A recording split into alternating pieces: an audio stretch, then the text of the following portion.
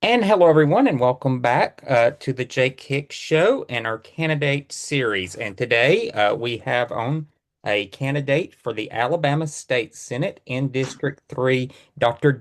John Dickey. And District 3 is currently represented by Republican Arthur Orr, who was first elected in 2006. And District 3 covers the western suburb and exurbs of Huntsville, Alabama. Yeah, Dr. that's Dickey. gonna be the southwestern Madison County, southeastern Limestone County, and all of Morgan County. Yeah, that's what I'm looking at here. And I remember when Arthur Orr was first elected, it was kind of a shock. He defeated. Well, Go ahead. he when he first won, he won by about 8 or 9 percentage points over a Democratic opponent. It was, from my understanding, it was an open seat election, Yeah, it was a flip. and and that was the last time he faced a Democrat. Wow. So yes, Wow. it's been since 2006 since he's had a major party nominee on the ballot running against him. That is amazing.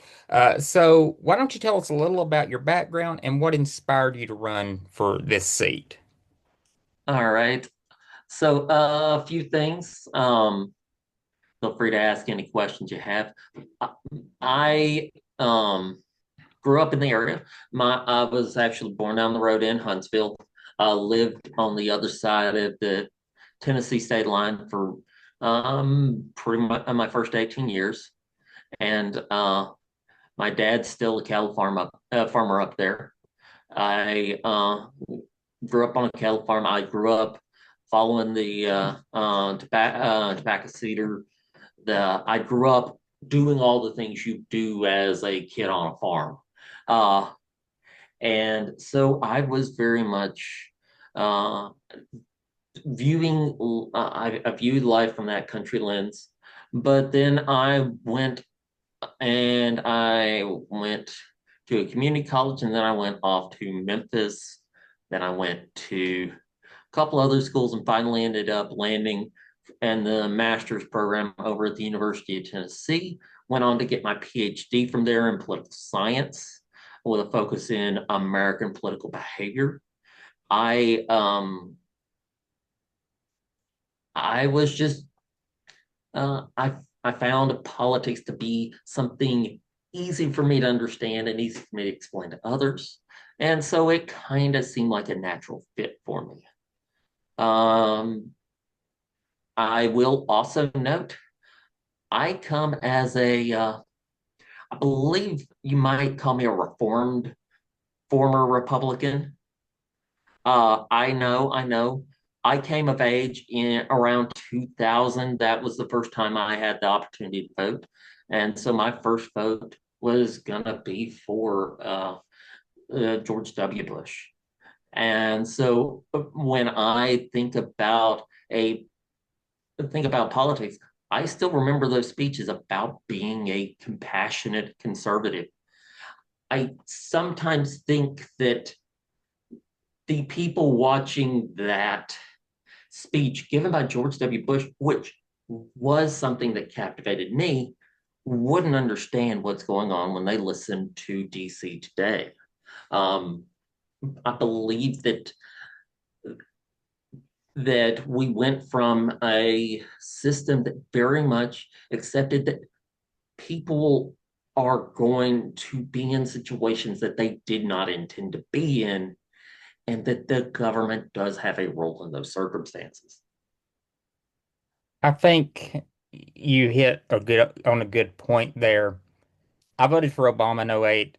I voted for Romney in 2012. I'm not going to talk about who I voted for in 2016. Uh, I was mad at that person in the primary for not following, the rule that no matter who you support, if that person wins the primary, you vote for them. So I wasn't going to be a hypocrite. I voted Republican in 2016, but I Yeah. voted Democrat every election since. Well, And I 2016, uh I was a never Trumper. So the I ended up voting for a uh one of the conservatives, but one of the right ends. I think McMullen. yes. Um, And I voted for him because I did I had this weird theory that if we had enough people that vote, if we had one or two states that flipped, it'd go to Congress, and we'd end up with somebody that was more traditional, somebody that would stay the course. y- And you we know, ended up with a party that fell lockstep in line with a guy that hasn't had his wits the entire time and has shown that he doesn't understand the process of being in office. And my, also, remember that whole thing about compassion that I mentioned earlier? oh yeah, My, yeah, he doesn't have any of that. I think, And one of the things you might notice if you've looked at my poster, my business cards, whatever, my little signs that I have, my image, the Dickey is a dove. It's supposed to convey the compassion that I believe politics is currently needing. I believe that we need to understand that people are struggling, and we need a politics that understands that that's often through no fault of the people themselves. And even if it was, do you want people to stay in a rut forever? Sometimes it is best to have Uncle Sam be able to reach out a hand because you don't want people to just lie in that ditch. I think where the Republican Party went from even 10 years ago to now is extreme. You look at the Republican Party going from a party that supported free trade, supported the international order, and supported, the American ideal, even was very big proponents of immigration.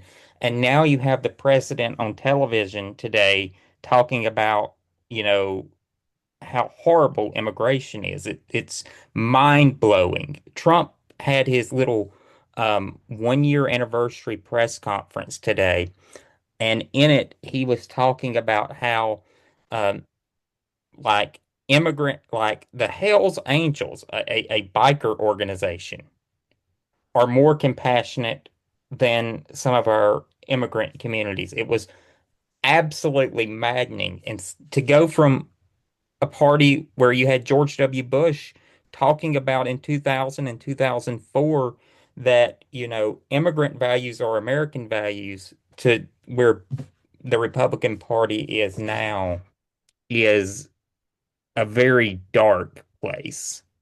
Well, and you are well aware of some of the other processes that are going on in the state. You have somebody like Hanu. He's running for state legislature, but he under one of the amendments that has been proposed for the state constitution wouldn't be able to actually serve in office because he's naturalized. And no offense, I don't, once you're an American, does it matter how you became that way? Once you're an That, American, you're an American.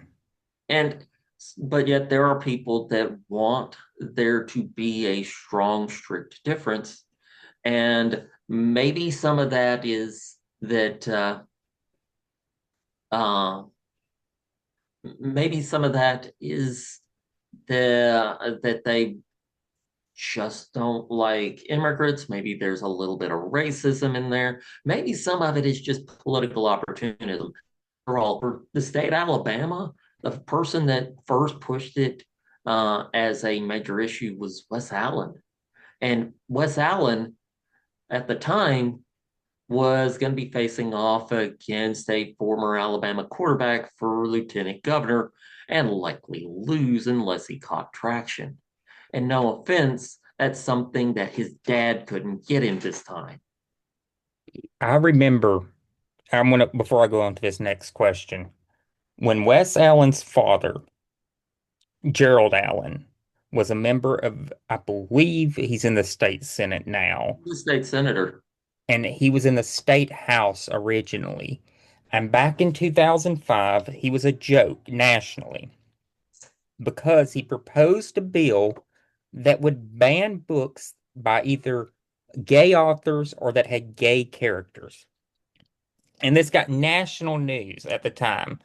And now the ideals that Gerald Allen, Wes's father, was pushing have not only become like normalized or with inside the Republican Party are issues that motivate their base tremendously. So Well, I I am very well aware that there is an alternative to banning books. It's called, you know, not reading watching with it. your kids reading. Yep.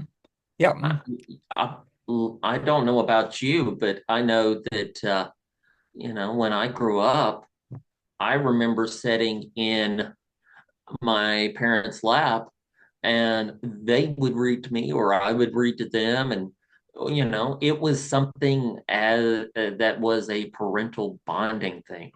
Not everybody has that as as something they can do, but knowing what your kids are into and what they want, or find interesting, that seems like something that is just generally a part of parenting.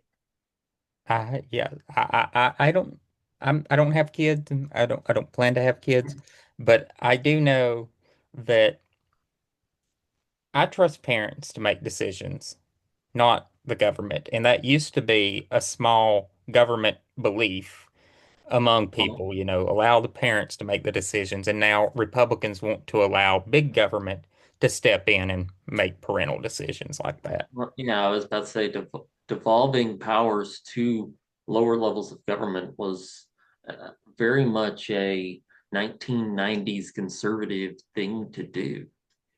Yeah. So I was looking at your website, and one of your plans is to increase teacher pay. So I want you to kind of talk a little about how you plan to do that and maybe where you want to get the state at, not only in the nation, but in the South. Well, one of these sources that I'm fairly sure uh, I know it's controversial. I've uh, I'm I believe that Alabama is at some point going to have a lottery. And so the longer we delay, the longer we're missing the opportunities that that funding provides, including paying our teachers more and supporting better the uh, institutional funding that we could get for some of our under performing schools. I would also suggest we need to go back and reevaluate the current voucher program. Not saying that we eliminate it completely, but that because I don't think our right now it looks like we are still going to end up with a Republican state Senate, but there probably is going to be room to try to uh, move some of that money away from those vouchers and towards school performance just generally, so that we can use that as a means of measure to try to uh, better um, provide for the education for our kids. Because in both aspects, I know when I went to college on the Hope Scholarship in Tennessee. I was the first high school class to do so. When I graduated, uh, I found out that it looked like the class after me was going to be the first class. got on the computer, found all of the committee members on the committee that was looking at the lottery, and I emailed them to say, hey, this doesn't seem fair. We had a chance to vote on getting a lottery, and now we're not going to receive it. That didn't seem quite fair, and I ended up being in that first group. So I can't say we shouldn't have a lottery that is focused on educational support. I think that it makes sense. And it seems like there's almost becoming a consensus in the state that it's going to happen. The question is how. You talked about it may still be a Republican controlled state Senate, but an increase in Democratic membership. One of the things I think that would benefit, you know, even if Democrats don't take control, is you eliminate the power of the more radical right-wing members of the state Senate and having sensible Republicans work with the new Democratic members to get a lottery passed. So, Right. The question isn't right now doesn't even seem to be should we have a lottery. The question seems to be what is it going to look like? How can we avoid some of the big mistakes or the bad um, images that came from some of the other lotteries? Like I remember one of the things that was just abhorrent to so many people in Tennessee when they got theirs was the simple fact that the lottery administrator was paid a truckload of money to come from Georgia, and that it seemed abhorrent to just have so much of that money come from somebody that was basically a hired hand, and that we kind of knew that. Um, so we need to be aware of some of the mistakes that can be made and try not to make them.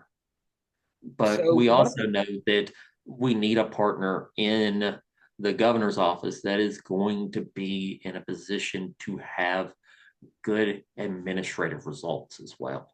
that's so true. You've got to elect someone to the office of governor who knows one, what the three branches of government are, and two, under has competent administrative skills. And hopefully we have that in the governor's chair next year.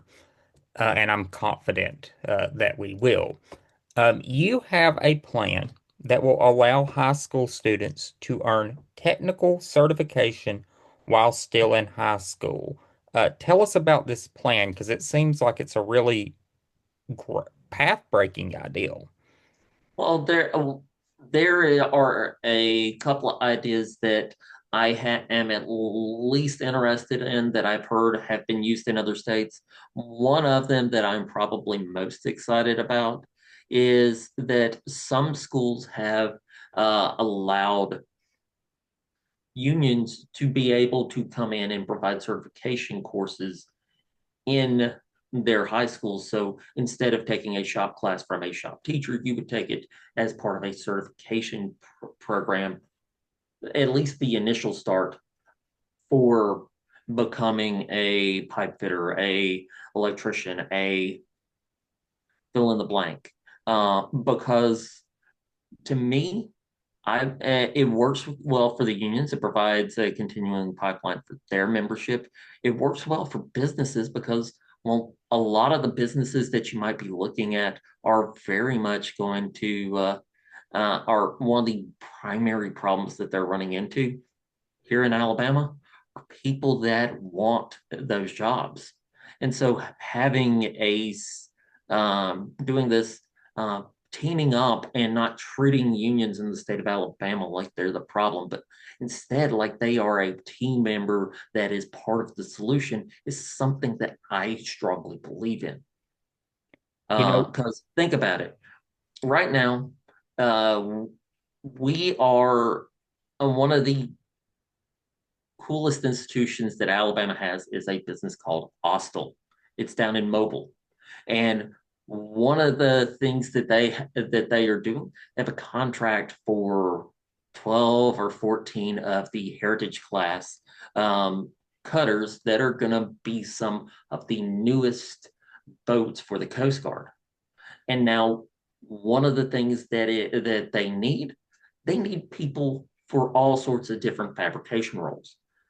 If you have a situation like this where these unions can go in and provide the training that is needed, they those people that are trained become members, and those members then have the ability to work with those companies, and everybody in this process is then making more money. I don't see how that is a problem.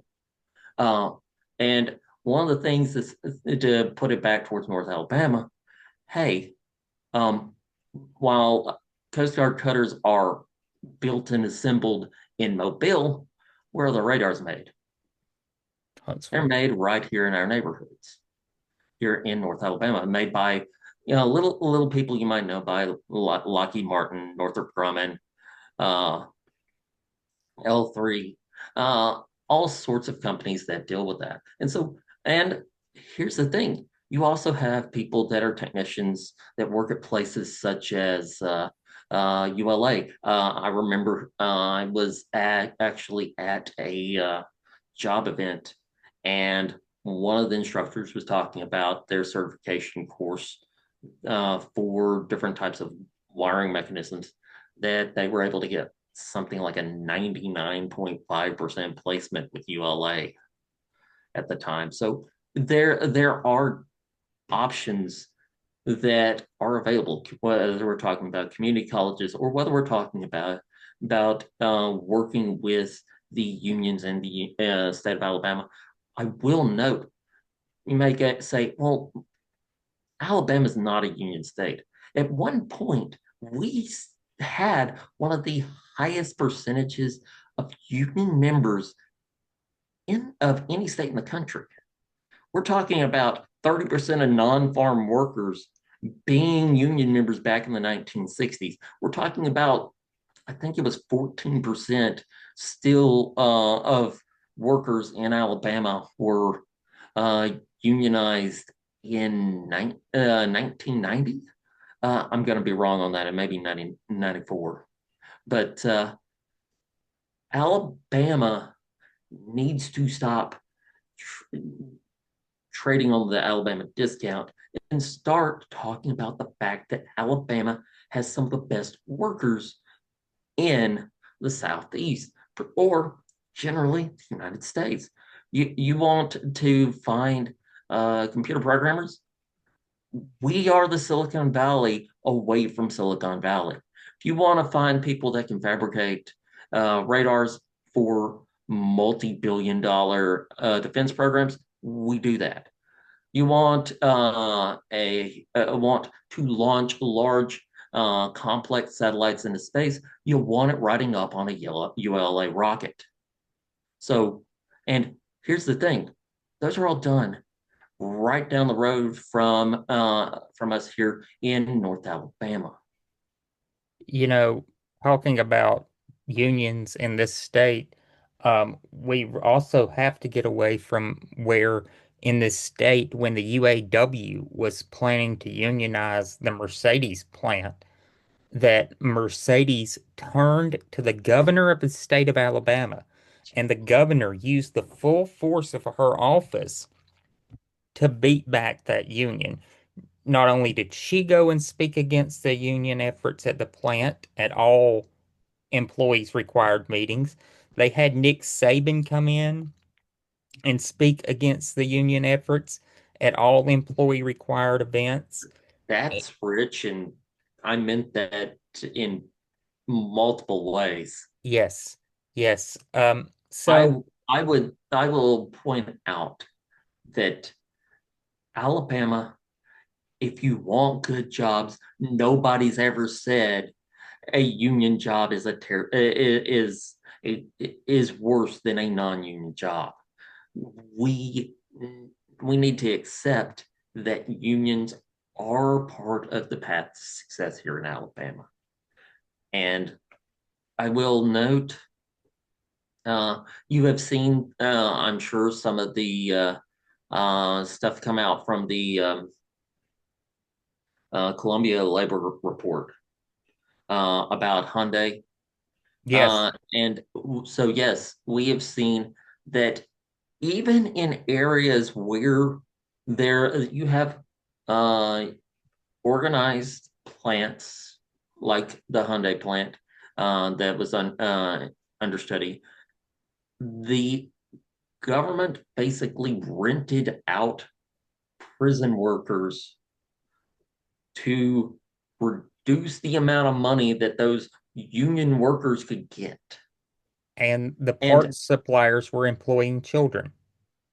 well, uh, it's we need to have a government that understands that our workers need to be first in terms of labor policy. You can't trade on the Alabama discount forever because what you're trading away for that discount is the ability for a lot of your employees to be able to make ends meet without government assistance. No offense, Walmart, place I work, gas stations, all sorts of other places. A lot of them are heavily reliant upon some type of social service to actually make sure that their employees make enough money. And that's not, people might say, people shouldn't get too much welfare or too much money shouldn't be spent on welfare. And here's the thing, you can agree with that and say that the problem's not those people receiving it, though. The problem's those companies that aren't paying their workers.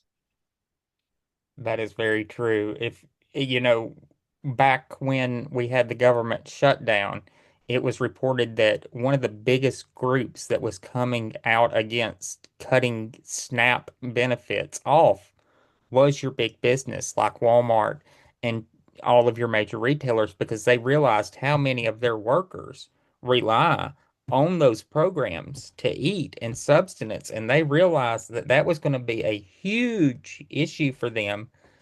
And not only the cruelty of it, but the fact it was going to affect their labor's productivity because if they're not eating, they're not going to be. And it's kind of hard to stay awake at work if you've missed 2 or 3 meals in the last couple of days. Yes. Alabama is facing a healthcare crisis. Do you support expanding Medicaid? Absolutely. Um, Um, it it's literally money that is set aside for us by the federal government for us to use to take care of the people that are neediest in Alabama. one of the things that Why I, wouldn't we? right, one of the things I've always talked with candidates about is like hospital closures. And you're in a fairly affluent area in your part of Madison County. But one of the big things I don't think a lot of voters sometimes understand is if your hospital isn't closing, but a hospital a county away is, that's going to put a strain on your local hospital because of the increased load that it's going to have to handle. Um, And if here's the thing, if you are a believer in the that they will be completely Keynesian, if you know that the supply of the thing you're giving is decreasing, what are you going to do with the cost? You're going to increase it. And so we are setting up a lot of people, particularly in the outlying counties, away the ones that aren't um, Mobile, aren't in Montgomery, Tuscaloosa, Huntsville, to be in a situation where that they're to some degree medical deserts. They're much like we would consider food desert. And so we need to be aware of the situation and try to work to keep a lot of those rural hospitals open. I know that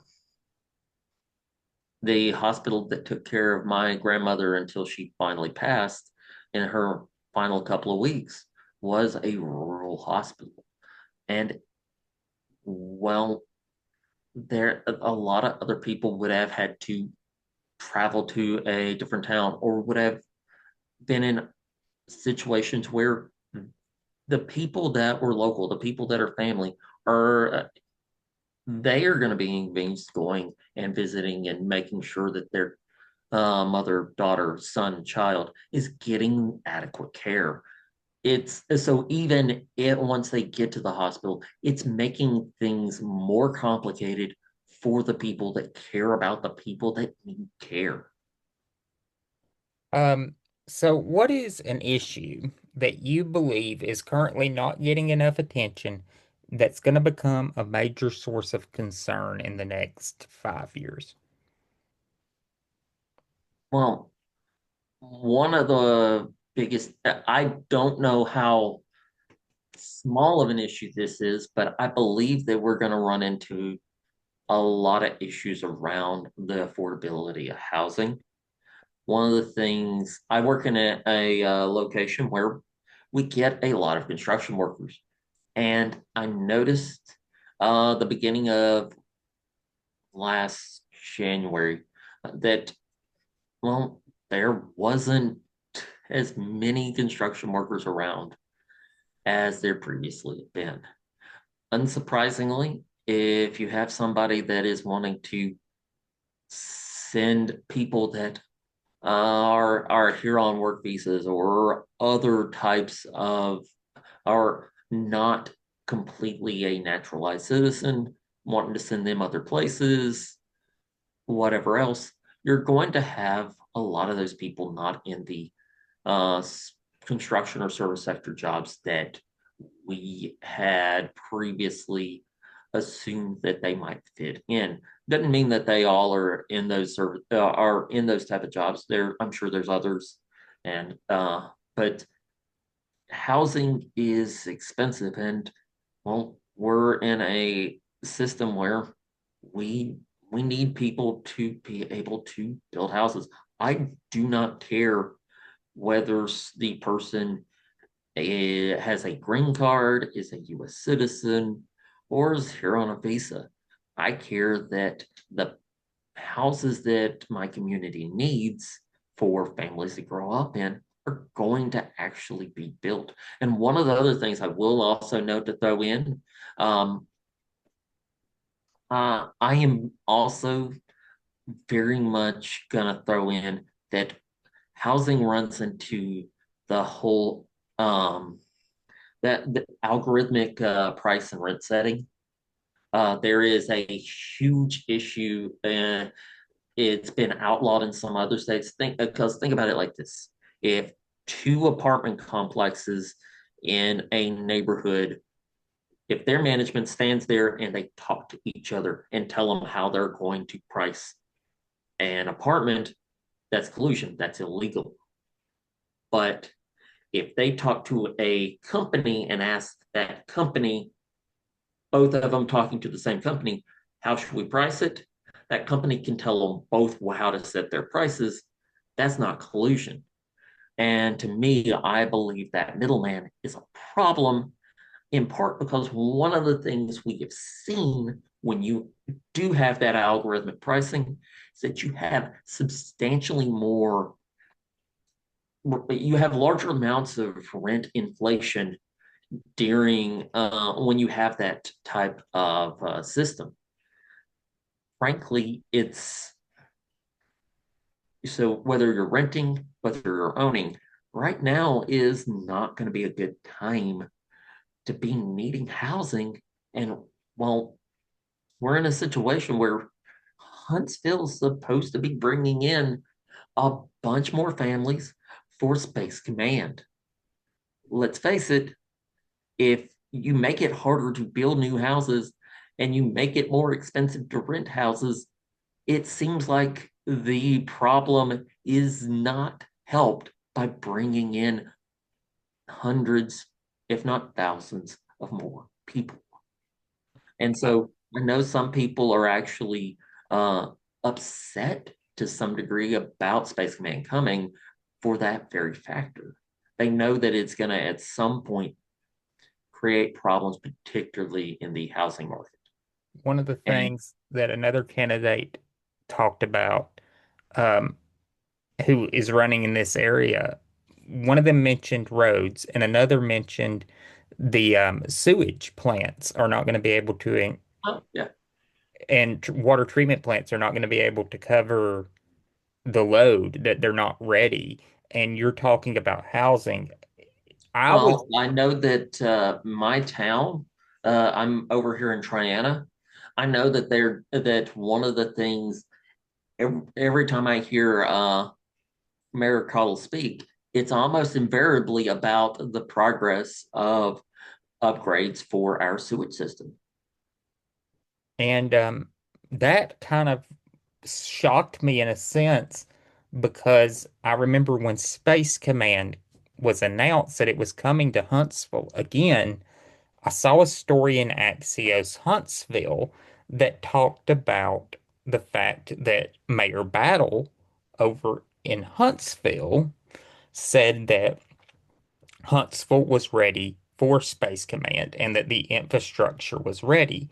And talking to candidates now, I'm discovering that is not the case, that this is a very trepidatious plan. And not only do we have Space Command coming, we have the possibility of the Federal Bureau of Investigation moving their headquarters to Huntsville. They've just built that massive training facility at Redstone, and Trump has announced plans to And apparently scatter the FBI across the country in field offices. well, from my understanding, Katie Britt had just has mentioned something about bringing 500 additional FBI jobs to Huntsville. And the problem's not going to be whether Huntsville can maintain it. Huntsville's a large city that's a hub in the state. I'm more worried about towns like Triana, like Madison, and like Gurley. Priceville, maybe some of the other areas that are close enough where you can drive to work, but far enough away where you're not gonna you lose your shirt trying to buy a place to live. What are voters telling you is their biggest concern? I I have heard all sorts of um, different questions related to politics.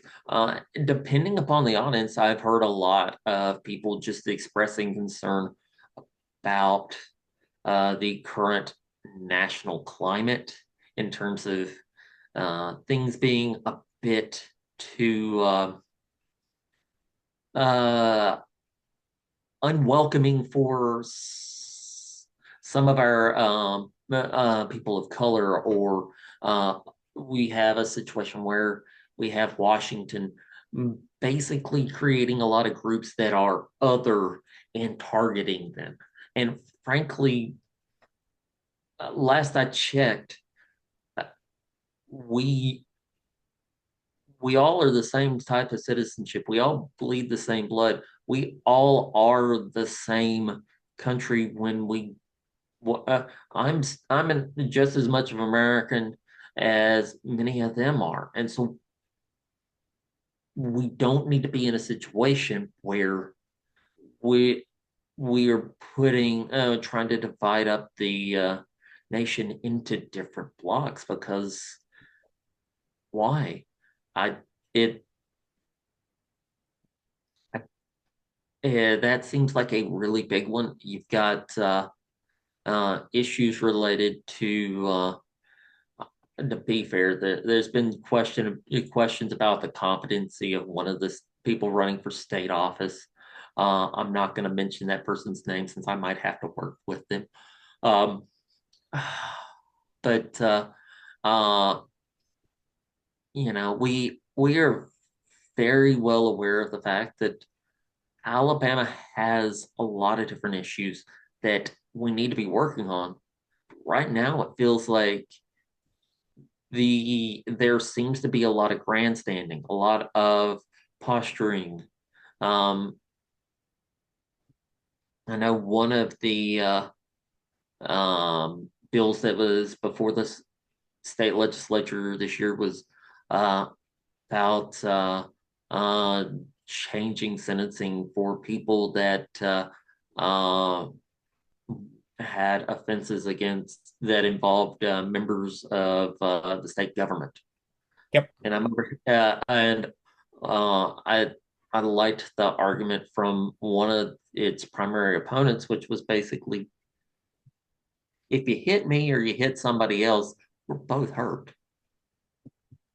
And so he just didn't think when I'm over here going, right now, Alabama has a huge problem with its prisons.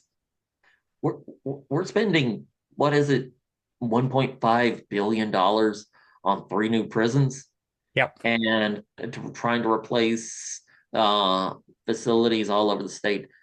But when we finish, we will still not have enough beds for our prisons in those three new prisons. We'll still have to do something to keep some of those other prisons open because we won't have enough room, and because we keep making the laws draconian enough that we have problems where people that clearly don't have a strong need to be in a prison cell are end up there.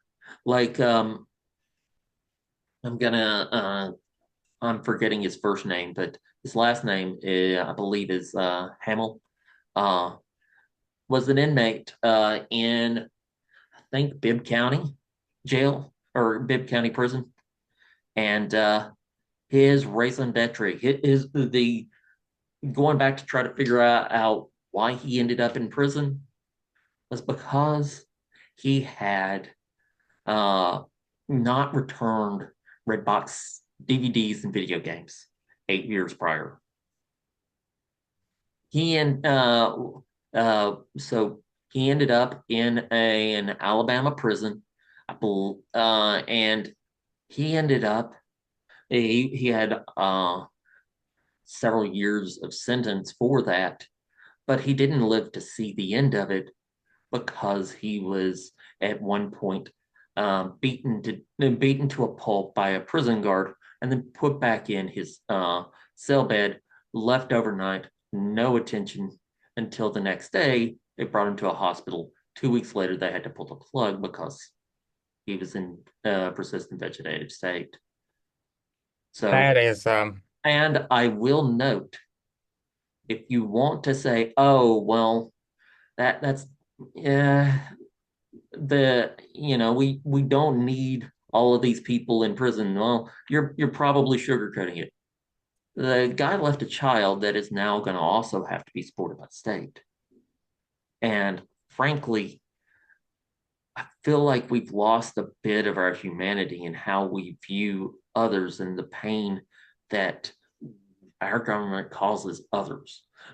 If you, One of the questions I get asked pretty much anywhere I go, because to be fair, uh, it's very timely, is have I seen the Alabama solution?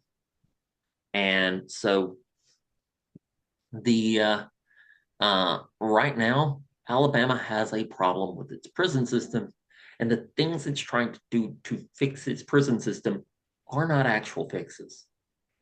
So you have instances like a man was pulled over on the side of the road, mechanic hadn't really done anything, ends up getting having some type of uh, charge put against him, ends up going into prison, and almost immediately, I mean, it's the same week he's put on a work release at a poultry plant. Poultry plant, well, they they euthanized their chickens via gas. You had him and several of the other work release people were complaining about headaches and about being basically sick. And it wasn't until he passed out and shortly thereafter they confirmed that he was dead that they discussed that they dealt with the leak that was causing them those problems. And here's the thing: it was the thing that got him in prison for that period of time was supposedly some type of inebriation and resisting arrest. But from my understanding, uh, the Appleseed people went and tried to get the tape, and they didn't.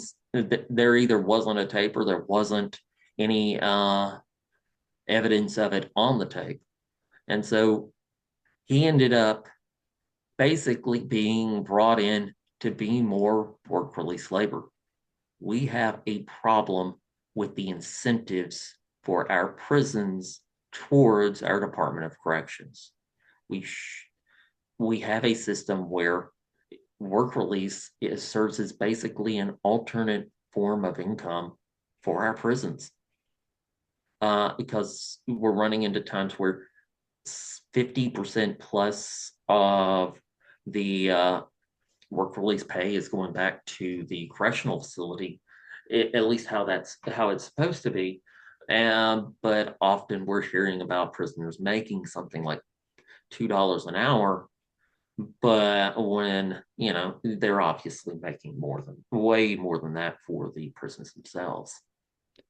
But Um, your opponent is a long-serving member of the legislature with significant influence.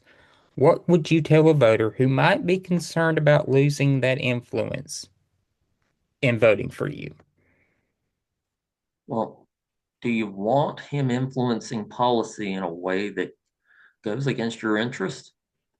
No offense, I think that's a pretty open and shut case. One of the things we've seen out of my opponent, one of the things I have heard from other people, is that he is somebody that is definitely not in my tax bracket. I'm I am somebody that I work an hourly job. I I found I ended up um, kind of talking about the history of my employment. I've taught at uh, I taught at Indiana State, Texas A&M, Texarkana, Modelo State Community College. I've taught at a bunch of different places, but I ended up in a problem that I kind of got pigeonholed into teaching online classes. 2000 happened. 2020 happened, sorry, and COVID. And suddenly all of those professors that never were going to teach online suddenly had to. And I ended up not really having stable employment at that point. So I ended up working in the Space and Rocket Center for a little while, but I needed something full time. I walked in, grabbed a donut place I currently work, and I left with a job. No offense, I needed the job, and I it was something that made my wife happy. I think that kind of makes sense, but it also means that I'm not wealthy and I'm not going to be somebody like my opponent who will vote against the interest of people that are in their district and then come in and say, well, you kind of have to vote for me because I'm making large donations to the library or somewhere else. No offense, maybe we can just do the right thing and fund the library instead of relying on you to be charitable. Because after all, you can be charitable and not be state senator. Yes. Um, what's an inspiring story that you've had on the campaign trail? That's a good one. I it has been interesting to see a lot of it's been interesting to see and to hear from a lot of different candidates for these offices because I thought, and because uh, frankly, this is Alabama, that I was going to be in a situation where I was going to be swimming upstream and I was going to be swimming a lot alone. And so running in and seeing a lot of other people that felt the same way. Hey, something is just wrong right now. And we are in a situation where we are seeing government not work for people that work an hourly job, seeing them treat people that can't, as a, you need to pull yourself up by your bootstraps. And I'm over here going, well, if you're if you're making policies that keep them from getting installed in people's shoes, that's kind of the problem. You can't create policy that goes against the people that need your help. And particularly when that percentage of people that need policies to work for them is a majority of voters. You know, when you don't have bootstraps to pull to begin with, Yeah, it's it it's it's hard to pull. well, and it's a if you've made policies to prevent that say bootstraps can't be put in, don't be surprised when people can't pull themselves up by them. Right. Um, this is kind of a free form question. I want to circle back a little bit to one of the questions and one of the things you talked about earlier, before moving on to our final question. Is you talked about bringing unions into schools to help students Yeah, get these professional certifications. I think one of the things that will be beneficial from that is they will fall under ADA requirements that are specific to schools. And I have heard in some instances people are unable to attain some professional certifications because of learning disabilities that they have. By having these unions come into the school, they would have to provide the accommodations that would allow these people who are eminently qualified to get this certification to get it. Um, is that one of the things you want to ensure in this legislation that would be available? Because, sometimes when you have a private partner relation, private and governmental relationship, some of well, those protections fall away. the idea is very simple. It's a working together. So I would need to hear from the unions on understanding what they would need out of their certifications in order to grant those certifications. But I'm also very much I have ADHD. I I know some people in my situation are they need medication or they need extra accommodation in terms of time or other things in order to be able to study for certain types of testing. I know that that was a thing when I briefly went to law school because I think I went to every type of school at one point. No, that being said, we're in a situation where it is we allow metal detectors in our school, but we don't allow metal workers. I think that's kind of something we need to change. So I would also note that I mentioned earlier the whole thing about uh, the issues of unionized workplaces and um, work release workers. And I my one of the things that I notice is that Alabama law prohibits those unions from uh, negotiating on those workers' behalfs while they are working in unionized workshops. To me, I think that is something I would also be interested in looking at. After all, pay and worker safety are two things I think we ought to care about work release workers as well. That is so true. Where can voters find more information about your campaign? You can find me on a couple of locations. First, my website is Dickey, the number four, Alabama.com. And that's Dickey, the number four, Alabama.com. And you can also find me on Facebook. Believe that is going to be uh, Dr. John Dickey for Alabama. And yes, Dr. John Dickey for Alabama Senate District 3. That being said, I also do have an Act Blue account that you can reach via my website as well. And when does the legislative blackout period end? Because I know there's a legislative blackout period for state candidates, Yes, not there federal. is.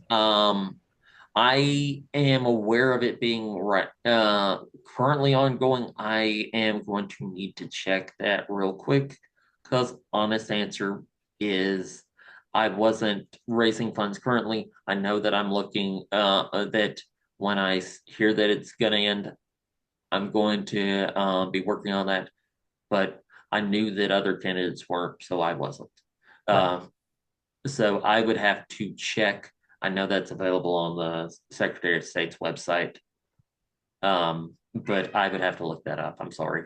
Right. I just wanted people who may go to your website and not see that option available, that there is currently a legislative blackout period in Alabama for state candidates. So if we have a federal candidate on, uh, you can donate away. But for the state candidates, they are currently in a blackout period. We thank Dr. Dickey for coming on today. We're going to continue our candidate series here later this week. We're going to have on Dr. Jack Ziblock, who is over in Northwest Georgia, and we're going to talk about the resignation of the infamous Marjorie Taylor Greene, and we're going to talk about his race for Georgia State Senate, um, and we're also going to talk about his former opponent, who is now running for Marjorie's seat, and his current opponents in the Georgia State Senate race. So we look Last forward. I heard, that election was all but a zoo. I heard that there was over 2 dozen people that were uh, Yes. looking to join that race.